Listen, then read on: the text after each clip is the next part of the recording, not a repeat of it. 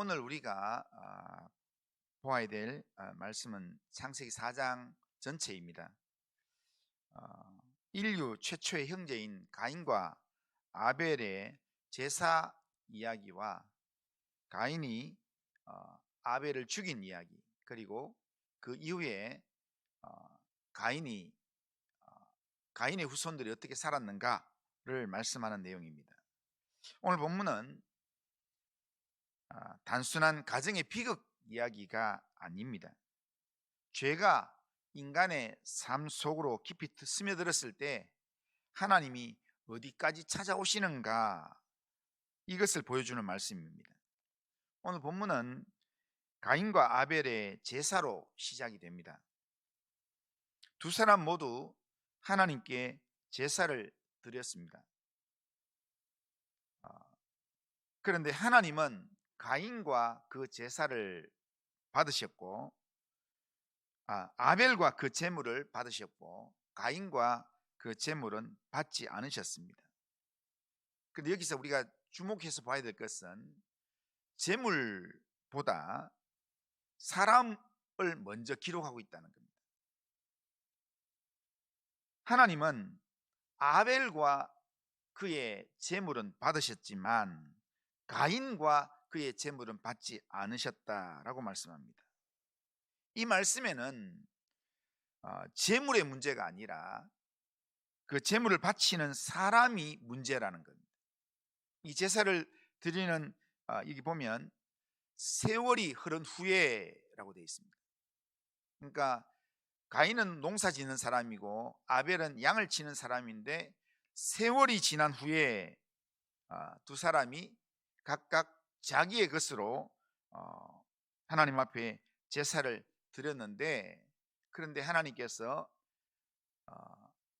아벨과 그의 제물은 하나님 받으셨는데 가인과 그 제물은 받지 않으셨다는 겁니다. 아벨은 양을 치는 자였습니다. 그런데 그때 당시에 주식은 뭐였는가 하면 이 짐승은 옷을 입는 내용이었고, 그리고 양식이 아니었습니다. 그러니까 먹고 살기 위해서는 주식이 뭐였는가 하면 농사였습니다. 그러니까 기득권을 누가 가지고 있는가 하면 가인이 가지고 있는 겁니다. 그러니까 늘 가인에게 국을 해야만, 가인에게 도움을 요청해야만 먹고 살 수 있는 아벨이 세월이 지난 후에 자기의 최선으로 그의 믿음의 중심을 담아서 드렸던 예배가 아벨의 예배였습니다. 반면에 가인은 땅의 소산으로 제물을 삼아서 하나님 앞에 드렸습니다. 하나님 앞에 나오긴 했지만 믿음의 중심이 없는 그런 예배였습니다. 예배는 하나님께 무엇을 드렸느냐라는 것보다 어떤 마음으로 드리는가, 이게 더 중요하다는 겁니다. 하나님이 가인과 그의 제물을 받지 않았을 때 가인의 반응을 보면 가인의 자세가 어땠는가를 알 수 있습니다. 하나님이 자기 제물을 거절하셨다고 하나님 앞에서 분노하고 하나님을 향하여 안색이 변하는 이 가인의 모습에서 그가 하나님께 감사하는 모습이나 하나님께 대하여 의지하는 모습이 별로 없다는 것을 우리가 알 수 있습니다. 오로지 제사를 통해서 그냥 제사 드린 것이 전부고 동생과 비교가 되는 그런 삶을 그가 행하는 것을 볼 수 있습니다. 하나님이 진짜 기뻐하시는 것은 수소의 이 고기나 양의 피가 아니라 하나님께 감사와 믿음으로 드리는 예배라는 겁니다. 그러니까 새해를 여는 이 새벽에 우리도 스스로 우리 자신에게 물어봐야 합니다. 나는 지금 어떤 예배자로 하나님 앞에 서 있는가? 나는 어떤 마음으로 이 한 해 하나님 앞에 예배를 드릴 것인가?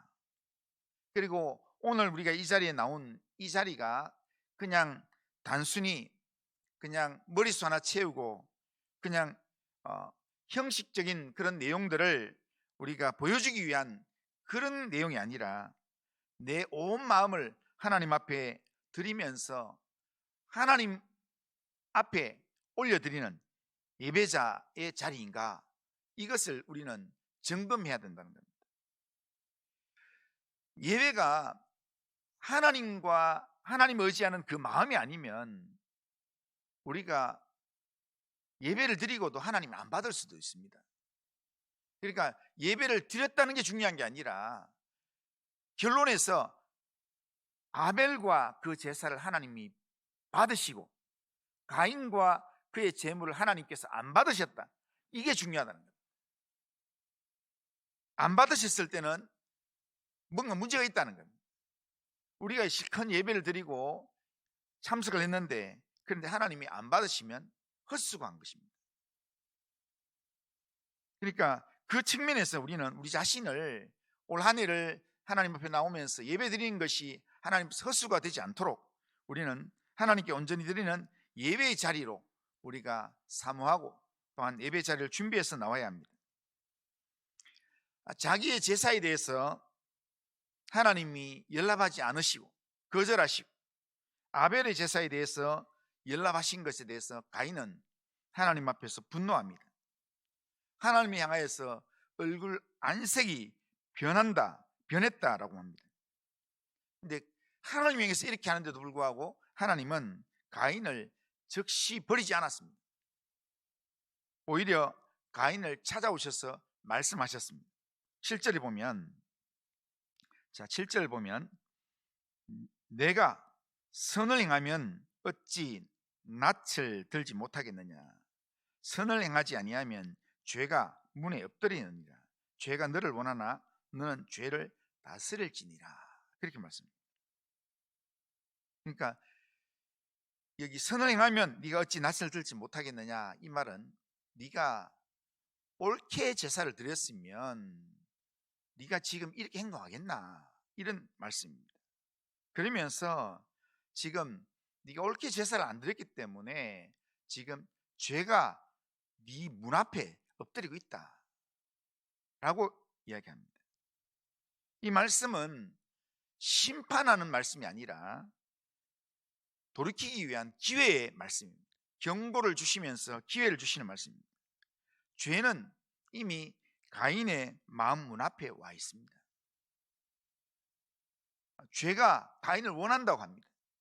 그런데 이 죄는 우리가 선을 행하지 않으면 죄가 우리 마음 문 앞에 와 있고 우리의 마음에서 죄가 우리를 원하고 있습니다. 그래서 죄를 범할 수 있도록 우리를 유혹한다는 겁니다. 하지만 하나님이 이런 말씀을 하실 때는 아직도 기회가 있는 겁니다.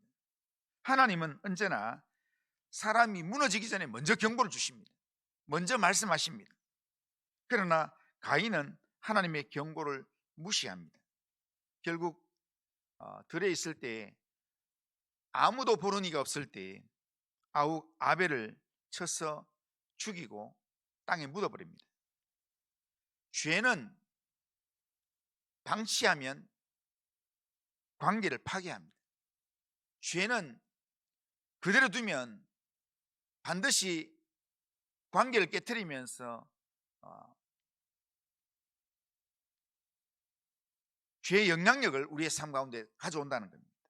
하나님을 향한 예배가 무너지면 형제 관계가 무너지고 또한 이웃과의 관계가 깨어진다는 겁니다. 그렇기 때문에 우리는 죄를 철저히 다스리는 삶을 살아야 합니다. 죄가 우리 문 앞에서 엎드려서 나를 삼키지 못하도록, 내 발목을 잡지 못하도록 우리는 죄를 다스리고 죄에 대해서 민감한 삶을 우리가 살아가야 합니다. 그런데 가인은 하나님의 경고를 무시하고 그냥 자기의 욕심을 따라 자기 소욕대로 살았습니다. 그런데 아벨을 죽인 가인에게 하나님이 다시 찾아와서 묻습니다. 9절에 보면 여호와께서 가인에게 이르시되 내 아우 아벨이 어디 있느냐, 이렇게 물으십니다. 이 질문은 범인을 찾기 위해서 수사를 하는 그런 질문이 아닙니다. 하나님은 이미 모든 것을 다 보았고 알고 계십니다. 그럼에도 불구하고 네 아우가 어디 있느냐 이렇게 물으시는 것은 관계의 책임을 일깨우는 그런 물음입니다. 가인이 회개하기를 하나님께서 원하신다는 겁니다.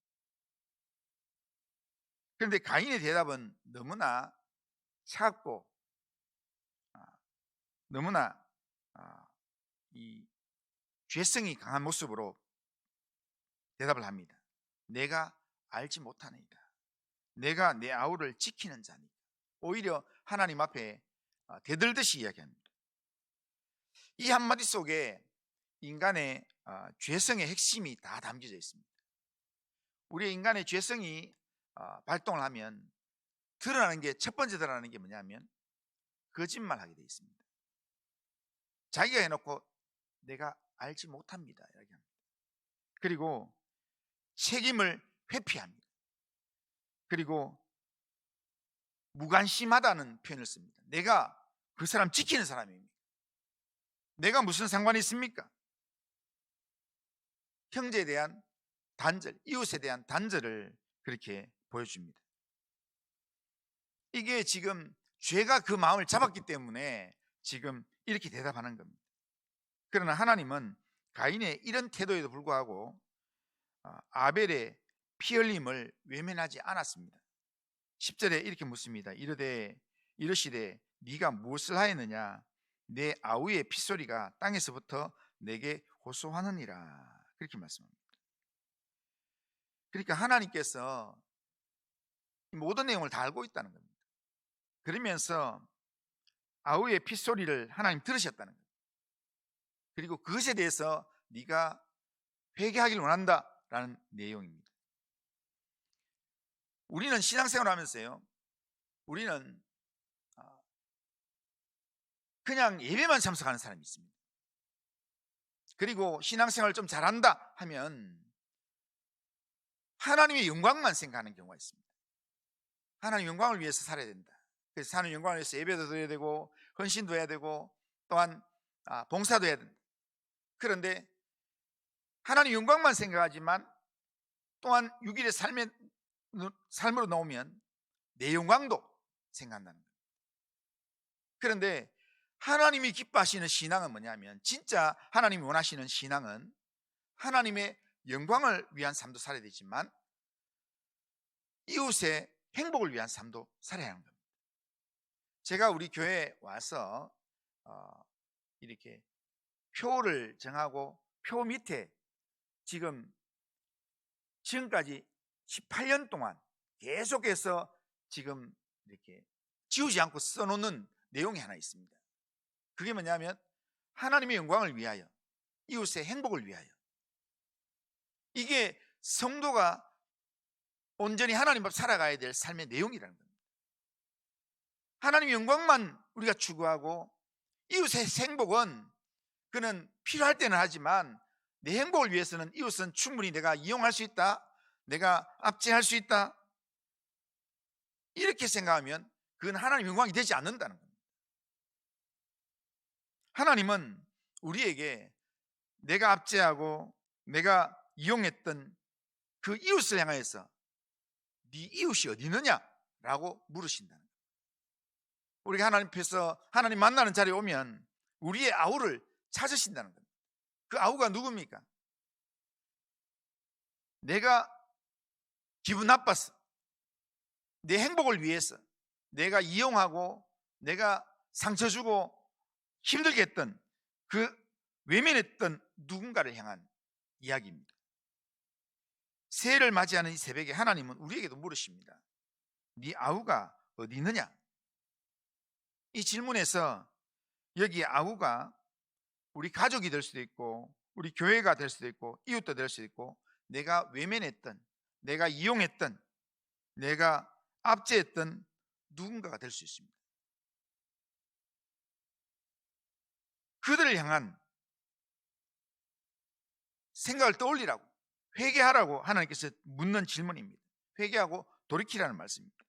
내가 외면하고 무관심했던 그런 사람들을 향한 죄악된 마음들을 회개해라. 그게 하나님이 받으시는 삶의 예배자다라고 말씀하는 겁니다. 이것이 하나님이 원하시는 마음입니다. 하나님은 징계 중에도 생명의 길을 끊지 않는 분이십니다. 결국 하나님은 가인에게 벌을 내리십니다. 그러나 동시에 가인이 자기의 죄 때문에, 자기가 당할 벌 때문에 하나님 앞에 간구할 때 하나님께서는 가인에게 표를 주십니다. 보호하시겠다는 겁니다.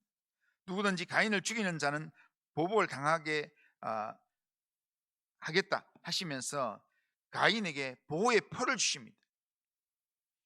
이것은 죄를 가볍게 여긴 게 아니라 죄인조차도 하나님께 마음을 의탁하면 하나님께서 완전히 버리지 아니하시고 하나님께서 오래 참으신다라는 겁니다. 그런데요, 가인에게 그렇게 했더니 가인이 하나님을 떠났습니다.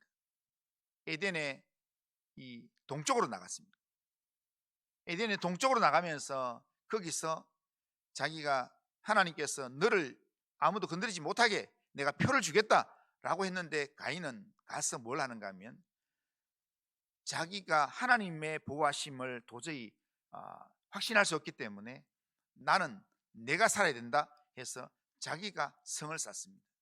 그리고 에녹 성을 쌓아서 자기 아들의 이름으로 붙이고 그리고 거기서 자기가 살게 됩니다.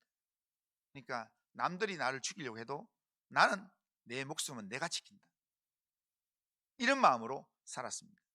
그랬더니 그의 후손들이 점점 더 하나님을 떠나면서 악한 세대가 되었습니다. 뭔가 문명은 발전했습니다. 이 기구를 쓰는 그런 사람들이 생겨나고 목축을 하게 되고 조직적으로 목축을 하게 되고 그러면서 산업이 발달되고 또한 악기가 발달되고 하면서 여러 가지 문화가 창출되고 했지만 그러나 사람들의 심성은 하나님 떠나면서 점점 더 악화되었습니다. 그래서 하나님께서 가인을 죽인 자는 벌을 7배나 더한다 이랬는데 가인의 이 7대 손이었던 라멕은 자기 스스로 자기를 상처낸 어떤 아이를 자기가 죽여버립니다. 그리고는 자랑하면서 가인을 죽인 자는 벌이 7배지만 나를 죽이는 자는, 나를 건드리는 사람은 벌이 77배다. 절대로 가만두지 않는다. 이런 말로 마치 하나님을 조롱하듯이 이야기합니다. 그런데 그렇게 이야기할 때 하나님께서 아벨을 대신하는 아들 셋을 주시고 그리고 그 셋을 통해서 새로운 이 계보가 이어지도록 만듭니다. 그리고 26절에 마지막 절에 보면 이렇게 얘기합니다. 그때 사람들이 여호와의 이름을 불렀더라. 그렇게 말씀합니다. 그러니까 하나님께서 이 4장의 이야기로 지금 계속해서 가인과 아벨의 이야기 통해서 계속 가인의 범죄의 이야기, 하나님부터 점점 멀어지는 이야기, 하나님께서 계속해서 가인을 찾아가서 이야기하시면서 가인이 돌이키기를 원하셨지만 가인과 그 후손들이 돌이키지 않을 때 하나님께서는 셋의 후손을 통해서 하나님을 찾고 하나님 앞에 이름을 부르면서 기도하는 삶으로 그렇게 시작한다라는 것을 마무리 지으면서 4장을 마무리한다는 겁니다. 그러니까 이 전체 내용 속에서 하나님께서 원하시는 내용은 하나님을 찾는 예배 회복을 하나님께서 원하신다라는 겁니다. 하나님은 끊어진 계보 속에서도 반드시 은혜의 계보를 이어가시는 분이십니다. 오늘 창세기 4장은 우리에게 이렇게 이야기합니다. 하나님은 죄 앞에서는 경고하신 하나님, 내 아우가 어디 있느냐 라고 물으시는 하나님이십니다. 하나님은 생명의 열쇠를 절대로 멈추지 않으십니다. 이 시간 우리에게서도 우리가 진짜 2026년도를 하나님 영광을 위해서 정말 멋있는 믿음의 삶을 우리가 살려고 마음에 결심을 한다면 먼저 하나님 우리에게 물으시는 것은 네 아우가 어디 있느냐라고 물으십니다. 그러니까 내가 이용하고 내가 압제했던 상처를 주었던 그 내가 마음속에 묻어두었던 그 이야기들을 주님께서는 꺼내어서 회개하라고 이야기합니다. 그 문제가 해결되어야, 그 문제를 해결해야 하나님께서 회복의 은혜를 주신다는 겁니다. 하나님 영광을 위한 삶을 온전히 살도록 만들어 주신다는 겁니다. 외면했던 사람, 상처 입힌 관계, 무관심했던 영혼을 다시 돌아보라고 우리에게 이야기합니다. 우리가 새해 정말 하나님 기뻐하시는 삶을 살기로 한다면 우리가 하나님 영광을 위한 예배도 잘 드려야 합니다. 하나님 영광을 위한 예배도 우리의 삶을 담아서 예배를 드려야 합니다. 그런데 예배와 함께 또한 우리가 하나님께서 내게 붙여주신 그 사람들과 더불어 우리가 함께 하나님 앞에 예배하는 삶을 살아야 합니다. 함께 하나님 되심을 인정하는 그런 믿음의 삶을 살아야 합니다. 그래서 우리가 기도할 때, 이 한 해 기도할 때, 주님, 제가 제 아우를 지키는 자로 이 한 해 살게 해 주시옵소서. 새해는 미워함이 아니라 책임으로 살게 하시고, 분노가 아니라 사랑으로 섬기며 돌보며 살아가게 하옵소서. 이렇게 기도하면서 하나님이 원하시는 삶을 살려고 우리가 영적인 몸부림을 쳐야 합니다. 올 한 해 2020년도 관계 회복을 원하시는 하나님의 이 마음을 내 안에 품고 하나님의 사람으로 올 한 해를 믿음으로 살려고 결단하고 그렇게 믿음으로 살아가시면서 하나님께서 정말 하늘의 신령한 복과 땅의 기름진 복으로 우리의 인생을, 우리의 가정을, 우리의 삶을 채우시는 그런 은혜를 맛보면서 살아가는 우리 성도님들 다 되시기를 주님의 이름으로 축원합니다.